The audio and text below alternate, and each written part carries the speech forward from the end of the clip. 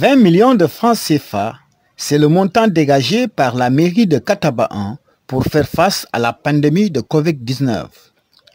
Sous la conduite du maire Abdoulaye Badji, les élus locaux de Katabahan n'ont ménagé aucun effort pour voter d'urgence deux budgets de 10 millions chacun.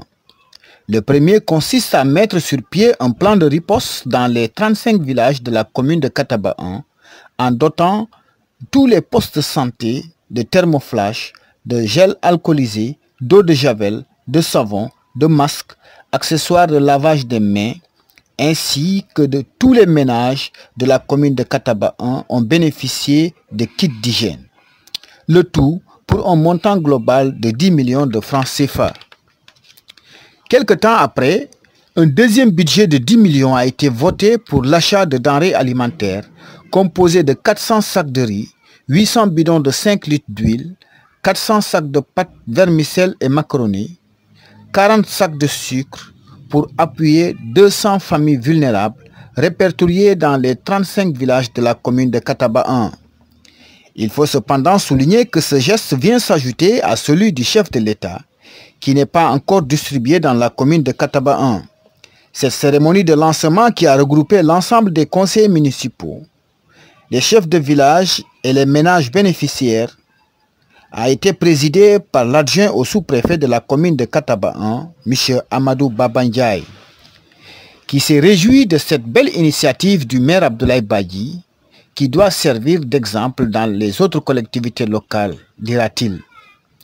En prenant la parole, le maire Abdoulaye Badji a remercié l'autorité pour sa disponibilité et son accompagnement constant des collectivités locales. Il a par ailleurs magnifié le sens de responsabilité des élus locaux de Kataba vis-à-vis des populations qui ont traversé une période dure pendant plus de 2 mois de confinement dû à la pandémie du coronavirus. Il a cependant incité les populations au respect des mesures barrières édictées par les autorités sanitaires, notamment le port de masques, le lavage des mains, la distanciation sociale, entre autres mesures. Je vous propose de suivre les explications du maire Abdoulaye Badji. Monsieur Abdoulaye Badji, maire de la commune de Katabahan.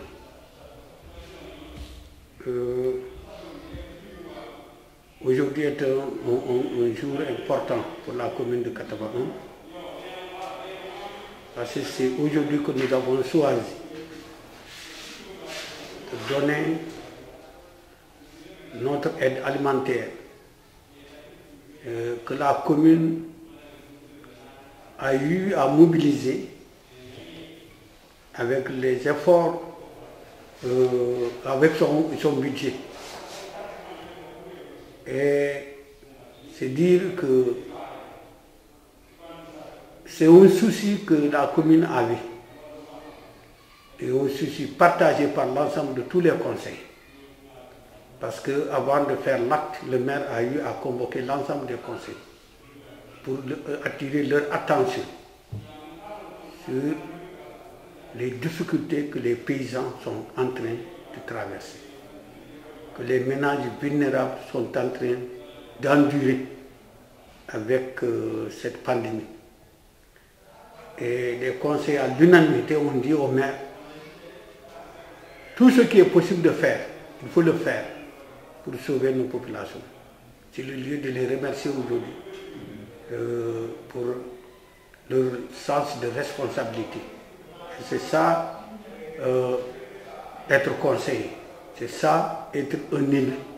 Un élu, c'est celui-là qui de temps en temps a un regard vers sa population et qui cherche à comprendre quelles sont les difficultés que rencontre sa population, comment travailler, comment agir pour aider sa population.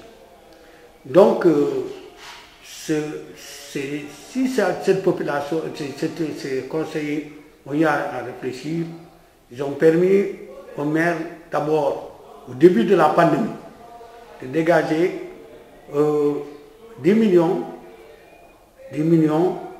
pour d'abord chercher les matériels de lutte qui sont des détergents que nous avons distribués, qui sont les thermoflash que nous avons mis au niveau des postes de santé pour très tôt aider à identifier ce qui pouvait traîner la maladie. Et c'est également des dispositifs de lavoir que nous avons installés le long de d'abord dans un premier temps le long de la frontière. Tous les villages de la frontière ont reçu ce dispositif. Et si je dis tous les villages, c'est dire exactement que tous les ménages des villages ont reçu ce dispositif qui va leur permettre vraiment d'appliquer ces mesures barrières pour aider de lutter contre la pandémie. Ensuite, nous nous sommes rendus dans ces villages pour faire la sensibilisation, avec l'appui de la jeunesse, avec l'appui des chefs de village, avec l'appui des conseillers. Nous sommes rendus dans les villages, même des profondeurs, pour aller rencontrer des populations, expliquer. Quelque part, si on arrive, nous nous rendons compte que malgré ce que les radios sont en train de relayer, malgré les informations qui sont en train d'être démultipliées partout, on se rend compte que les populations n'ont pas encore jusqu'ici saisi l'urgence de la lutte. Ils n'ont pas encore saisi la grandeur de l'ennemi. Et nous avons fait une sensibilisation rapprochée pour aller rencontrer les ménages, expliquer, rencontrer des fois les femmes dans les blocs maraîchers pour les expliquer. Et à chaque fois que nous parlons, nous sentons que effectivement c'était des gens qui n'avaient pas assez d'informations et qui devaient vraiment avoir cette information-là. Bon, c'est pourquoi cette lutte très tôt, nous avons eu, nous, à maîtriser un peu nos populations par rapport à partout aujourd'hui. Vous passez partout dans les villages. S'il s'agit de Covid-19, on peut vous expliquer un peu qu'est-ce qu'il faut faire pour lutter contre cette pandémie-là. Ça, quand même, nous avons la chance de l'avoir au niveau de la commune de Kataba. Au-delà de cette lutte, première lutte de sensibilisation sur les mesures de barrière qu'il fallait systématiser au niveau des ménages, qu'il fallait systématiser au niveau des villes, on avait un souci, parce que nous, notre commune est une commune de 35 villages, mais 35 villages dont 25 sont le long de la frontière avec la Gambie. Et vous savez, quand l'État du Sénégal prend la mesure de fermer les frontières, etc., avec les autres pays, nous sommes d'abord concernés par cette lutte-là d'abord. Nous vivons avec les Gambiens, nous partageons avec les Gambiens, etc. Et quand la lutte est venue, il fallait donner une autre sensibilisation à la frontière.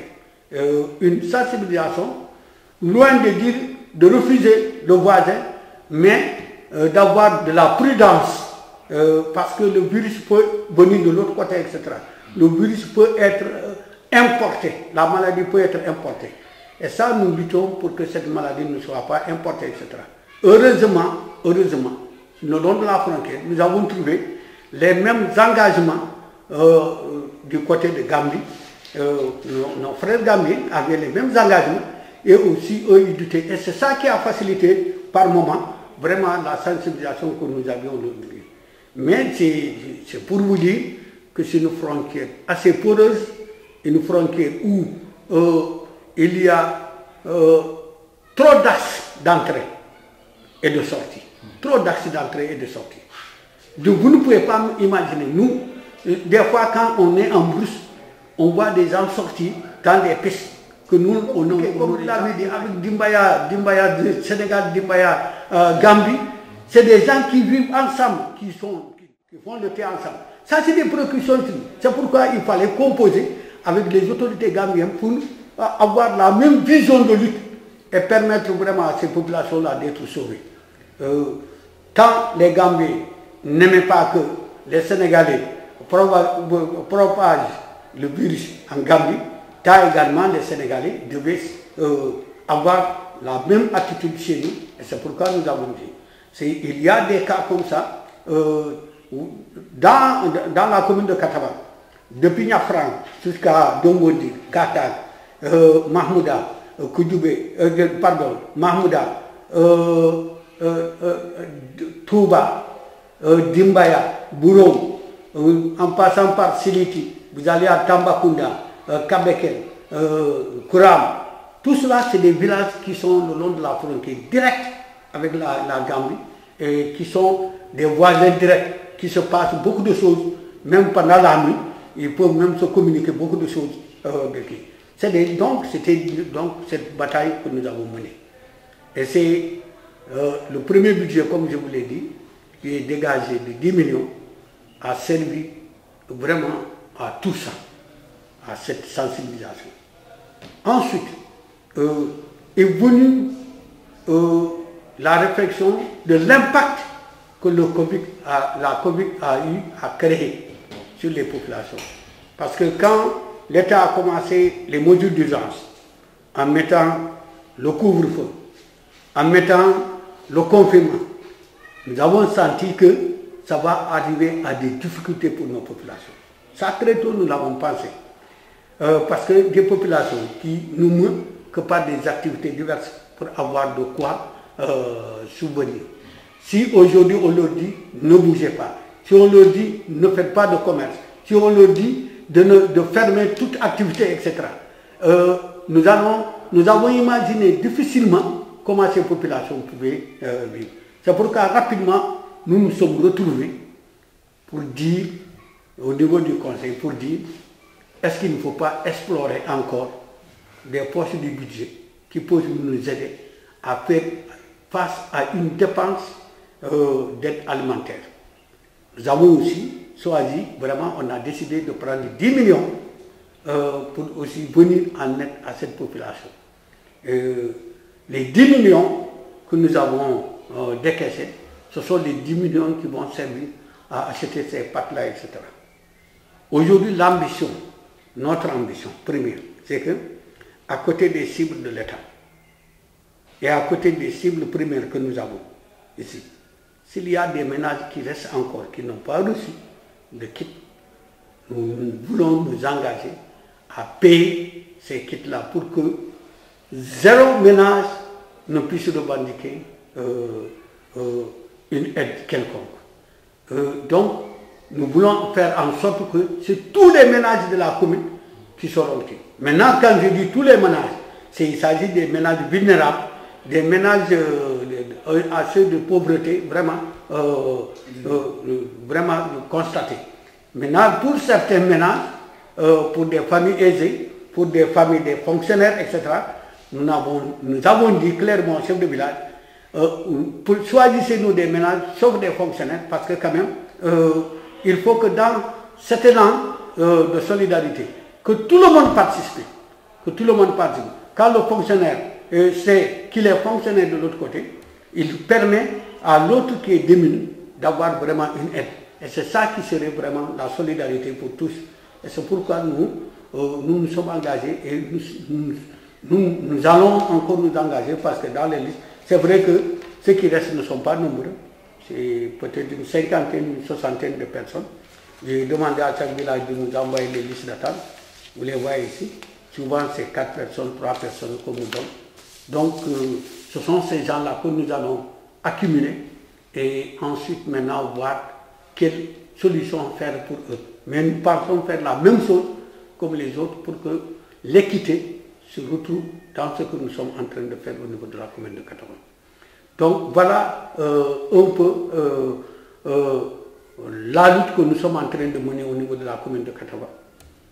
C'est vrai, je m'excuse auprès des radios pour la communication des gestes que nous sommes en train de faire. Je l'ai fait dans le silence de bleu absolu. On a dit que tous les maires ont parlé sauf le maire de Kataba. Je suis conscient Mais le maire de Kataba d'abord avait une préoccupation, c'est celui d'abord de réussir et de réaliser ce qui devait aller à l'endroit des populations. Parler très tôt, se précipiter parler très tôt, peut être vraiment quelque chose de prématuré. Et je pense que d'abord, c'est le travail que j'ai privilégié. C'est pourquoi je n'ai pas eu le temps même de mettre un pied à la radio pour dire exactement ce que nous sommes en train de faire. Mais encore une fois, il y a une autre bataille qui nous attend et qui va être obligée, où on va être obligé encore de voir quelle enveloppe il faut décaisser. Parce que bientôt la reprise des classes. Et à la reprise, nous voulons même anticiper. Nous voulons anticiper en mettant suffisamment de détergents au niveau des salles de classe, en aidant les populations scolaires à avoir des masques, parce que les masques seront déterminants dans la reprise des classes. Là. Si les élèves qui vont à l'école n'ont pas de masque, si les enseignants qui vont dispenser les cours n'ont pas de masque, ça va être extrêmement une difficulté par rapport à la sécurité de cette population scolaire au niveau de qui. C'est pourquoi nous sommes en train de préparer activement. Il faut d'abord désinfecter les locaux. Ensuite, au-delà de la désinfection des locaux, il faut maintenant acheter ce matériel-là que j'ai annoncé tantôt pour permettre d'assurer une bonne rentrée, une bonne reprise des classes. Parce que nous sommes de ceux-là qui pensaient, moi je l'ai dit hier même en CND, j'ai dit je suis de ceux-là qui pensaient que la meilleure façon de réussir le confinement au Sénégal, c'était de permettre la reprise des classes. Parce que tout simplement, je l'ai dit, le confinement est plus difficile chez nous, dans nos villages, par l'application de ce confinement par nos enfants. Retenir des enfants à la maison, leur empêcher de sortir, leur empêcher d'aller s'amuser, etc. Ce serait extrêmement un exercice compliqué. Mais permettre les enfants à aller à l'école, ils sont retenus à l'école, c'est un confinement obligatoire au niveau de l'école. Et la discipline de l'école fait que, la pédagogie de l'école fait que l'enfant très vite, il adhère au combat que nous sommes en train de faire, etc. Parce que si l'enseignant se focalise, met l'accent sur ça, l'enfant apprend très vite et s'informe. Et ce que son maître lui dit par rapport à la pandémie, c'est ce qu'il va croire et c'est ce qu'il va vraiment faire appliquer même au niveau de la maison. Et c'est pourquoi j'ai dit que c'était la meilleure façon vraiment de réussir au confinement, etc. Heureusement que l'État a décidé de la reprise des classes. Nous allons voir maintenant si les mesures barrières sont exactement bien appliquées. Je pense qu'il y a moins de risques par rapport aux soucis des uns et des autres. Il y aura moins de risques par rapport à ça. Et l'ouverture se fera de belle manière. Et on aura peut-être à ça constaté que le virus va baisser, la contamination du virus va baisser. Et on aura tendance même à généraliser maintenant l'ouverture des classes pour que les autres suivent les cours, puissent suivre, etc. Parce que les gens ne peuvent pas imaginer qu'on perde une année et la rendre une année blanche. Ce que ça coûte à l'État, c'est important. Ce que ça coûte à la communauté, à la commune même de Kataba, c'est important. Imaginez, pour la rentrée des classes, la commune de Kataba a dépensé 10 millions de fournitures scolaires. Alors 10 millions de fournitures scolaires, si l'année est blanche, c'est 10 millions qui sont jetés à l'eau. Il faut l'année prochaine reprendre. Voyez pourquoi la perte d'une année scolaire, c'est extrêmement important. Et nous sommes pour encourager la reprise des classes pour que vraiment, il va falloir avoir une bonne communication entre les collectivités locales, entre les chefs de village, entre les parents d'élèves, entre les enseignants et les élèves eux-mêmes. Il faut qu'on arrive à une bonne communication qui puisse permettre vraiment à une année scolaire d'être sauvée. Voilà ce que je tenais à dire. Un geste combien grandiose en tout cas que vient de faire M. le maire à l'endroit des populations. nous savons également, nous traversons également une période d'exception, une période très difficile, particulièrement marquée également par la survenance d'une pandémie. L'État du Sénégal également a pris, en tout cas, l'engagement de venir également en aide aux populations impactées par cette pandémie, en termes de denrées alimentaires, de produits détergents et autres. Maintenant, pour ce qui est également de l'aide alimentaire, nous savons tous également qu'il y avait ce qu'on appelle le RNU. Et nous savons tous également que ce RNU ne peut pas prendre en charge toutes les populations. Parce qu'au-delà également du RNU, il y a ce qu'on appelle l'extension. Et les équipes se sont attelées, en tout cas, à faire en sorte que tous les ménages soient pris en compte. Mais comme vous le savez également, tout le monde ne peut pas être pris en compte dans le cadre également de ce ciblage. C'est ainsi également que les maires ont pris, en tout cas, l'engagement de venir en aide à ces populations, à ces ménages qui n'ont pas été pris en compte dans le cadre RNU. Parmi ces maires également figure M. Abdoulaye Badji, maire de Katabon. C'est un acte également de générosité.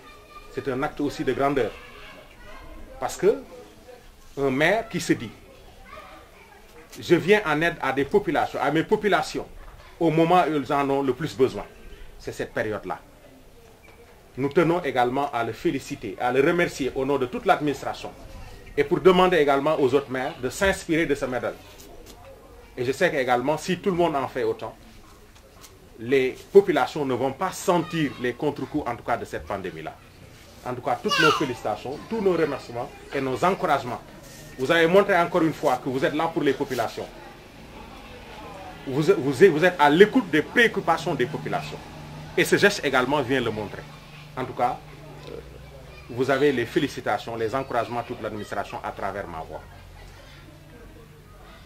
Remercier également les associations, parce que vous avez parlé également de la CEPID, un partenaire également naturel qui est là et qui apporte toujours son soutien à l'endroit également des populations.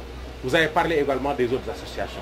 C'est dire encore une fois que nous avons en tout cas des associations, nous avons des organisations qui comprennent en tout cas que les populations constituent en tout cas l'élément essentiel qu'il faut venir en aide, qu'il faut appuyer. Je lance également un appel aux chefs de village pour leur dire également que vous êtes les auxiliaires de l'administration. Vous êtes le premier maillon de la chaîne administrative. Et nous savons également les difficultés auxquelles vous êtes confrontés. Mais n'hésitez pas. En tout cas, l'administration est là. En tout cas, nous vous encourageons. Nous savons également que vous travaillez dans des conditions extrêmement difficiles. Et nous sommes conscients également de vos difficultés. Donc, soyez-en remerciés, soyez-en félicités. Je ne saurais terminer également sans revenir sur les mesures édictées en tout cas par les autorités sanitaires.